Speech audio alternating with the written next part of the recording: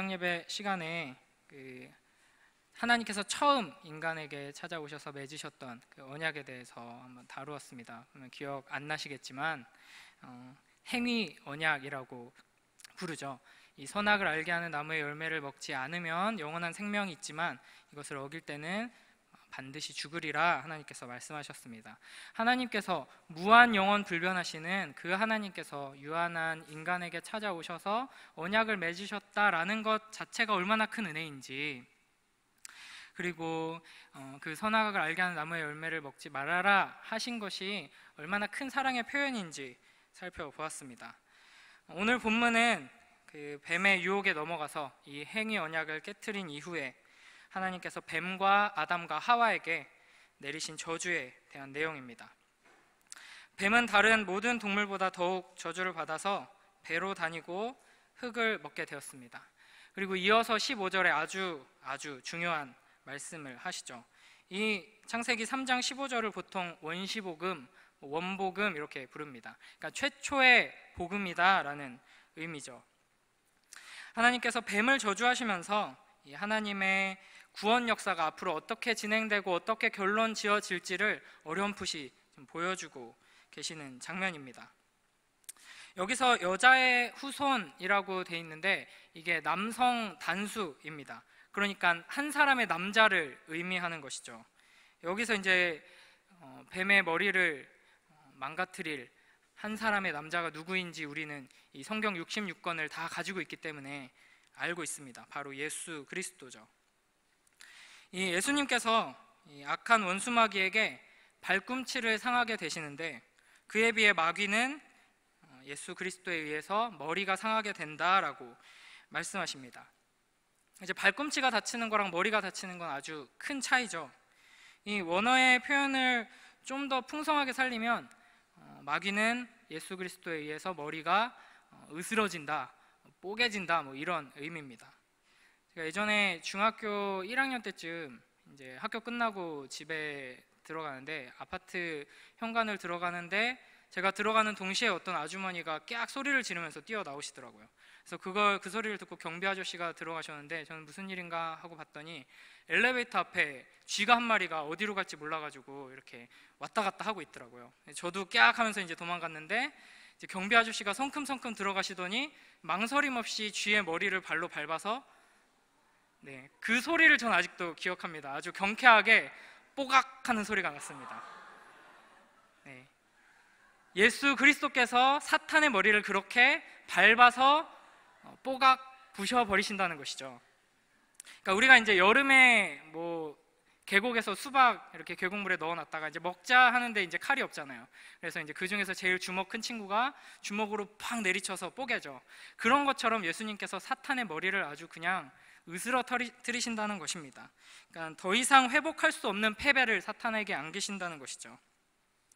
이어서 16장에서 여자에게는 임신하는 고통을 크게 더하시면서 너는 남편을 원하고 남편은 너를 다스릴 것이니라 라고 말씀하십니다. 이 남편과 아내는 하나님께서 주어주신 그 아름다운 질서 속에서 서로 사랑하면서 섬기는 사이인데 여기서부터 이제 시작된 거죠. 남편과 아내의 사이가 이 지경이 된 것은 바로 이 장면에서부터입니다. 서로가 주도권을 가지고 자기가 먼저 위에 오르려고 다투면서 이 관계와 질서가 깨진다는 말씀입니다. 그리고 17절에는 아담에게는 평생에 수고하여야 그 소산을 먹으리라 말씀하십니다. 그러니까 뱀과 아담과 하와뿐 아니라 온 땅까지도 하나님께 저주를 받았다라는 것을 알 수 있습니다. 여기서 제가 이제 질문을 하나 드리겠습니다. 하나님께서는 이 타락 이후에 심판을 하셨습니까? 안 하셨습니까? 대답 안 하실 줄 알고 있었습니다.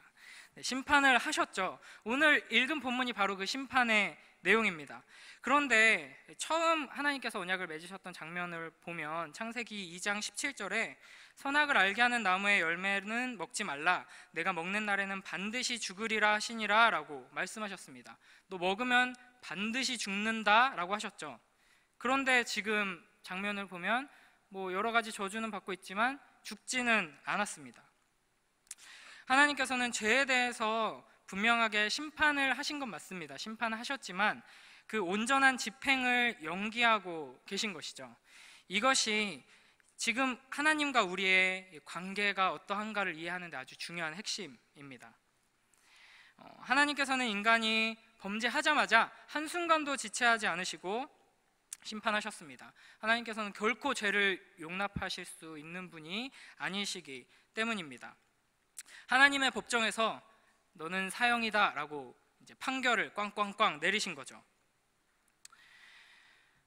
이걸 이제 우리가 이제 컴퓨터를 이제 다들 많이 쓰시니까 윈도우를 보면은 쓸모없는 파일을 지울 때 보통 이제 딜리트 키를 누르면 휴지통으로 쑥 들어가죠. 그 휴지통에 모아놨다가 이제 뭐 일주일에 한 번, 아니면 뭐 한 달에 한 번 때가 되면, 아니면 꽉 차면 이렇게 휴지통을 비우게 됩니다. 이런 것처럼 하나님께서는 인간이 범죄하자마자 심판을 하셨지만 그 온전한 심판의 집행을 이제 연기해 놓으신 것입니다.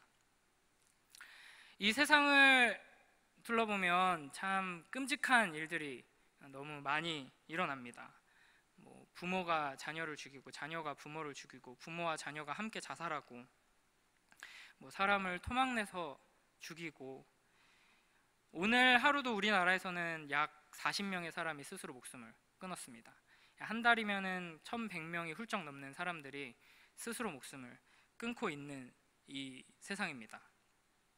뭐 돈과 권력을 가진 사람들이 어떻게 횡포를 부리나 이런 소식들을 봐도, 또 저 멀리 먼 곳에 난민이 되어서 떠도는 사람들, 보트를 타고 배에서 헤매다가 죽어가는 사람들, 해변에서 죽어있는 아이들, 막 이런 거 보면은 끔찍하죠. 뭐 바로 위에 우리 형제인 북한 사람들 끔찍한 고통 가운데 있습니다. 뭐 1,000원, 2,000원 하는 기초적인 약이 없어서 실명하는 사람들, 죽는 사람들이 아프리카 남미 땅에 굉장히 많이 있습니다. 뭐 이 휴가철에 이제 오염되고 있는 자연 환경을 봐도 참 안타깝죠. 얼마 전에 뭐 뉴스에서 북극곰이 죽었다 뭐 이런 얘기를 봤는데, 이 좁은 우리 속에서 인간의 놀이개가 되기 위해 고통당하고 있는 동물들을 봐도 참 안타깝습니다. 그래서 그걸 보면서 저는 또 이든이 얘기해서 죄송한데, 우리 이든이는 동물원 가서 신난다 신난다 웃기만 하는 아이가 아니라 저 갇혀있는 동물들을 불쌍해하고 안타까워하는 아이가 됐으면 좋겠다, 이런 생각을 했습니다. 우리가 숭배하는 이 치느님이 되시기 위해서 어떤 과정을 거치는가 보면은 아마 그 적나라한 영상들을 보면 아마 최소 한 달은 아마 치킨을 먹지 못할 겁니다. 뭐 미국의 대형 축산업 그 공장들을 보면은 빨리 효율적으로 돈을 덜 들이고 도축하기 위해서 살아있는 채로 가죽을 벗기고 다리를 자르고 배를 가릅니다. 이런 끔찍한 세상 가운데 우리가 살고 있죠. 그래서 많은 사람들이 이 세상을 보면서 이 땅의 부패와 타락의 원인을 하나님께 돌리곤 합니다. 하나님이 없는 거 아니냐, 하나님이 있어도 무능한 거 아니냐, 하나님이 전능하다면 하나님이 선한 건 아닌 게 분명하다, 이렇게 말하죠. 그러나 하나님께서는 악을 내버려 두시는 것이 아니라 이미 악을 심판하셨기에 지금 이 지경이 된 것입니다. 하나님이 어쩔 수 없어서 이 다 망가지고 타락해서 이거 어떻게 수습할 수가 없네 하시고 계신 게 아니라, 인간이 하나님을 배반했을 때 즉시 하나님께서는 심판을 하셨고 그 심판의 결과로 우리는 이렇게 되어 있는 것이죠. 제가 이제 결혼하기 전에 이제 처가댁에 이제 가면은 현관문에 들어가면 바로 오른쪽이 제 아내 방이었는데, 그 방 안을 보고 여기까지 하겠습니다. 아마 자녀들이 방을 너무 안 치워서 이렇게 속상하신 분들이 많을 겁니다. 겉으로 보기에는 아주 깔끔하게 이렇게 화장도 잘하고 아리따운 자매인데, 집에 가면은 돼지우리에서 살고 있는 자매들이 꽤 많을 줄 알고 있습니다. 저도 여동생이 있고 또 과거에 그랬던 사람과 살고 있기 때문에 알고 있습니다. 이제 이렇게 흡사 돼지우리와 같은, 그래서 방에 들어가서 방문을 열고 들어가서 저 끝에 있는 물건을 가지고 오려면 발을 떼지 않고 방바닥에 발바닥을 붙인 상태로 쓱 밀고 들어가야 하는 그런 방에 살고 있는 아이에게 방 좀 치워라, 제발 쓰레기가 이렇게 많냐, 치워라 라고 해서 쓰레기통을 딱 갖고 와서 쓰레기통 안에 쓸데없는 거, 쓰레기들을 다 집어넣어서 정리를 했다면 다시 그 깨끗해진 방문을 열고 쓰레기통을 봤는데 쓰레기통에 쓰레기가 가득 차 있으니까 왜 이렇게 쓰레기가 많어? 라고 하지는 않잖아요. 그죠? 쓰레기통 안에 쓰레기를 모아 놓으면 깨끗하게 정리를 잘 했구나 라고 말합니다. 하나님의 우주는 깨끗합니다. 하나님의 정의는 단 한순간도 실현되지 않은 적이 없습니다. 다만 우리가 지금 쓰레기통 안에 있기 때문에 더러워 보이는 것이죠. 하나님의 아름답고 정의로운 우주, 거룩하고 아름다운 우주에 합당하지 않은 불의하고 추악한 죄인, 이 모든 악들이 지금 우리가 살고 있는 이 세상 쓰레기통 안에 들어와 있습니다. 우리는 더럽지만 하나님의 우주는 깨끗합니다. 그런데 이 쓰레기통이 이제 비워질 날이 있죠. 최후의 심판 날입니다. 오늘날 법정에서도 사형 언도를 내리면 바로 다음 날 사형 집행을 하는 경우는 거의 없습니다. 아주 예외적인 경우, 예외적인 국가, 예외적인 상황 속에서 있죠. 이제 우리나라도 과거 어목했던 시절에는 이제 무고한 청년들, 인혁당 사건 같은 경우 사형 언도 내리고 바로 다음 날 사형시켜 버렸죠. 참 끔찍한 일인데 이런 일이 예수님께도 일어났었습니다.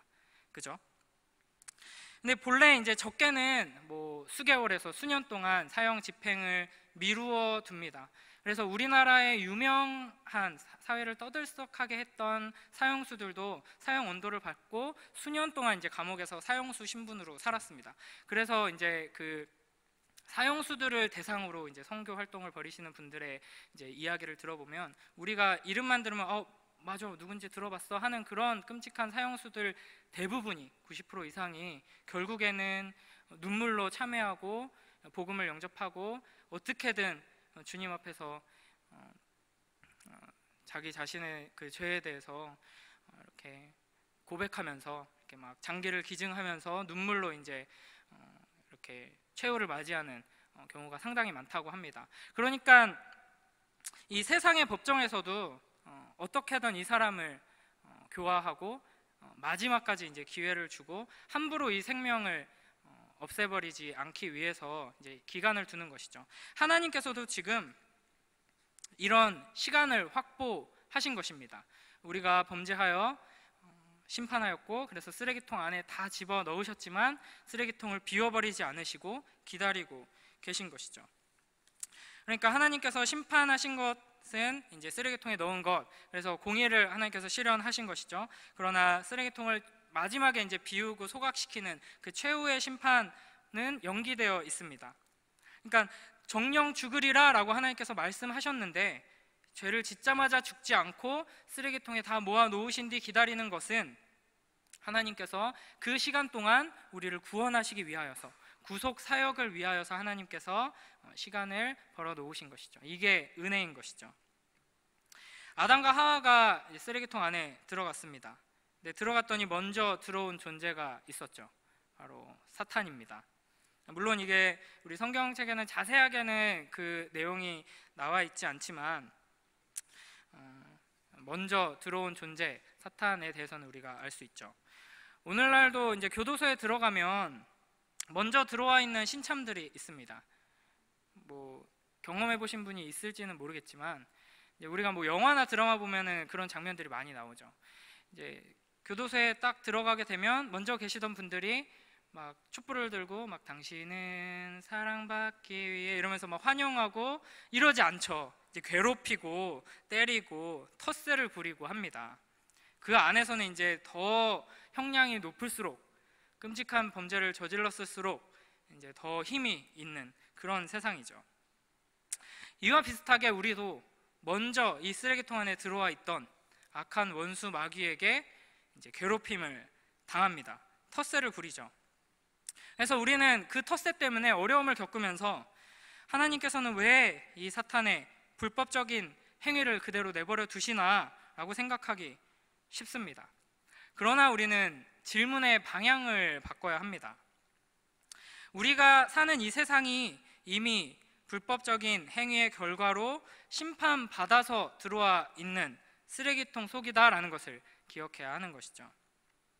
그러니까 우리가 흔히 특히 이제 젊은이들이 많이 이런 질문을 던지게 되는데, 이 세상을 살아가면서 이 악의 문제에 대하여서 하나님의 역사를 이해하기 위하여서는 질문의 방향을 바꿀 필요가 있는 것입니다.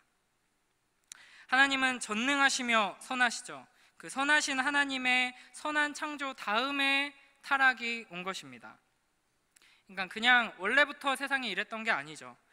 근데 이 타락은 그냥 단순히 조금 망가진 정도가 아니라 전적인 타락입니다. 전 우주적인 타락입니다. 인간은 조금 문제가 많지만 그래도 꽤 괜찮은 존재가 아니라 어떤 중립적인 상태, 어떤 경우에는 선할 수도 있지만 어떤 경우에는 악할 수도 있지가 아니라 죄로 말미암아 심판받아 쓰레기통 안에 들어온 존재입니다. 그러니까 이 기독교가 말하는 인간과는 근본적으로는 본래 하나님 창조하신 모습으로는 성선설이죠. 선하게 창조하셨죠. 그러나 인간이 하나님 앞에 범죄함으로 말미암아 타락하게 되었고, 그래서 지금 우리의 모습은 성악설입니다.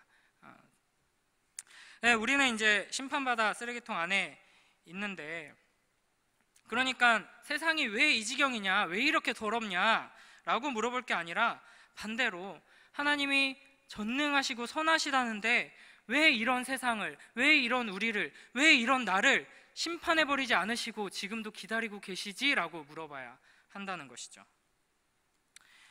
이 중대한 범죄를 저지르고 감옥에 들어온 사형수가 감옥에 들어와서 아까 말씀드린 대로 선배님들이 이제 막 괴롭히고 텃세 부리고 한다고 해서 도대체 이 나라의 정의는 어디 있습니까? 경찰은 어디서 뭐하고 있고 지금 사법부는 눈을 가리고 있습니까? 이렇게 외친다면 그 헛소리죠. 그 사람은 이미 정의로운 판결에 의해서 심판받아서 그곳에 들어와 있는 것입니다. 이제 죽어 마땅한 죄인이지만 뉘우치고 새 사람이 되라 라고 사형 집행을 미루고 기다려주고 있는 것이죠. 우리가 바로 이런 상황이다라는 것을 기억해야 합니다. 우리를 둘러싸고 있는 이 불의한 세상과 부패하고 타락한 인간들, 그리고 나 자신의 여러 문제들, 이것은 하나님의 정의가, 하나님의 공의가 실패했기 때문이 아니라 우리가 선하시고 공의로우시며 거룩하신 하나님에 의해서 심판받아서 쓰레기통 안에 들어와 있기 때문에, 그리고 내가 그 쓰레기통 안에 들어와 있는 쓰레기이기 때문에입니다. 그러니까 쓰레기가 제가 쓰레기라고 해서 죄송합니다. 하지만 맞습니다. 이게 쓰레기가 쓰레기통 안에 들어와 있는 게 이상한 게 아니죠. 그게 자연스러운 거고 당연한 거고 오히려 잘된 일입니다. 하나님 편에선 그렇죠. 물론 그 안에서 마귀가 우리를 괴롭히는 게 이제 우리에게는 문제고, 그것은 분명 불법적인 일입니다. 그렇다면 이 하나님께서 구속 사역을 행하시기 위해서 최후의 심판을 지금 미뤄두고 계신데, 그 구속 사역은 쓰레기통 안에서 일어났을까요? 쓰레기통 밖에서 일어났을까요? 네, 안에서 일어났죠. 몇 주 전에 저희 아파트 음식물 쓰레기 수거함에 어떤 분께서 봉지를 같이 넣으셔가지고 이제 수거가 거부당했다라고 하면서 이제 방송이 나오더라고요. 그러면서 엘리베이터에 그 음식물 쓰레기함을 열어서 위에서 이제 사진을 찍어서 이렇게 붙여놨습니다. 음식물 쓰레기가 가득 들어있는데 거기에 이제 봉지랑 이것저것이 같이 들어있어서 수거를 해가지 않았다. 이제 사진임에도 불구하고 굉장히 역하더라고요. 그 음식물 쓰레기 사진, 엘리베이터 탈 때마다 그 사진을 봐야 되는데, 물론 이제 아내가 음식물 쓰레기가 꽉 찼다라고 하면 이제 제가 버리러 가긴 합니다. 그럼에도 불구하고 이제 더럽고 비위가 약하기 때문에 보기 좋지가 않습니다. 근데 만약에 이제 그 음식물 쓰레기가 가득해서 또 이 여름에 막 부패하고 냄새나고 막 파리와 구더기로 가득한 그 통 안에 여러분의 장롱 깊숙한 곳에 있던 안 쓰는 망가진 핸드폰이 거기에 빠졌다라고 한다면 여러분은 어떻게 하시겠습니까? 굳이 그거를 이제 건지고 싶으신 분은 없겠죠. 근데 이제 그러면 수거를 안 해가니까 건지셔야 됩니다. 그럼 큰일 납니다. 다른 분들에게 이제 해를 끼치는 건데, 건지려고 하면 이제 코를 막고 이제 고글을 쓰고 비닐 장갑을 끼고 직접 이렇게 손을 넣기도 힘들어서 낚싯대 같은 걸로 이렇게 하지 않겠습니까? 생각만 해도 좀 하기가 싫은 일입니다. 근데 이제 우리가 그런 지금 쓰레기통 안에 들어와 있는데 예수님께서는 이런 우리를 다시 건지시기 위해서 어디서 성능 좋은 낚싯대를 들고 오셔서 인형 뽑기 하듯이 그렇게 건지신 게 아니라 직접 그 속으로 들어오셨습니다. 하나님의 독생자 아들이신 예수님께서, 죄 없으신 그분께서 부패하고 타락한, 하나님을 배반한, 쓰레기인, 냄새나는, 오염된 우리를 건지시기 위해서 이 안으로, 이 세상으로 들어오신 것입니다. 그럼 우리가 이제 그 우리에게 오신 예수 그리스도로 말미암아 구원을 얻게 되는데, 구원받은 즉시 쓰레기통으로 나갈까요? 아니면 여전히 쓰레기통 안에 머물까요? 여전히 쓰레기통 안에 머물죠. 그래서 우리가 여기 이렇게 모여 있습니다. 우리는 이 안에서 예수님을 믿고 하나님의 자녀로 인침받고 하나님을 예배합니다. 그러나 여전히 쓰레기통 안에 있죠. 단 하나님께서는 하나님의 백성을 보호하십니다. 요한 1서 5장 18절 말씀을 제가 읽겠습니다. 하나님께로부터 난 자는 다 범죄하지 아니하는 줄을 우리가 아노라. 하나님께로부터 나신 자가 그를 지키심에 악한 자가 그를 만지지도 못하느니라. 아멘. 우리는 이 부패하고 타락하여 오염된 세상 속에 살고 있습니다. 우리는 쓰레기통 안에 살고 있는 쓰레기들입니다. 그런데 하나님께서는 마땅히 이 쓰레기들을 불태워 소멸시켜 버리셔야 하는데 그러지 않으시고 기다리고 계십니다. 이 세상을 하나님께서 지금도 붙들고 계신 이유는 바로 우리들 때문입니다. 바로 나 때문입니다. 이 냄새나는 더러운 쓰레기통 안에 반짝반짝 빛나는 하나님의 보물들이 살고 있기 때문입니다. 물론 우리의 눈으로 볼 때는 뭐 쓰레기랑 보물이랑 하나님의 보물이라고 하시긴 하지만 차이가 느껴지지 않습니다. 똑같이 냄새나고 똑같이 더럽고 똑같이 망가져 있습니다. 그러나 주님께서는 그런 우리를 예수 그리스도의 핏값으로 사시고 너는 이 온 우주보다 귀중하다라고 말씀하십니다. 그래서 이 안으로 예수님을 보내주시고 우리를 구원해 주시고 결국에는 우리를 건지셔서 깨끗이 씻어주시고 고쳐주시고 회복시켜주셔서 영원한 하나님 나라의 보물상자에 들어가게 하십니다. 창세기 마지막 장면에서 요셉은 이렇게 고백하죠. 창세기 50장 20절에 당신들은 나를 해하려 하였으나 하나님은 그것을 선으로 바꾸사 오늘과 같이 많은 백성의 생명을 구원하게 하시려 하셨나니. 아멘. 쓰레기처럼 쓸모없어 보이는 악취나는 우리의 모든 실수와 넘어짐과 잘못과 심지어는 우리의 모든 죄와 악한 행위들까지도 하나님께서는 사용하셔서 선으로 바꾸시고 하나님의 뜻을 이루십니다. 우리를 구원하시는 그 하나님의 뜻을 주님께서는 이루고야 마십니다.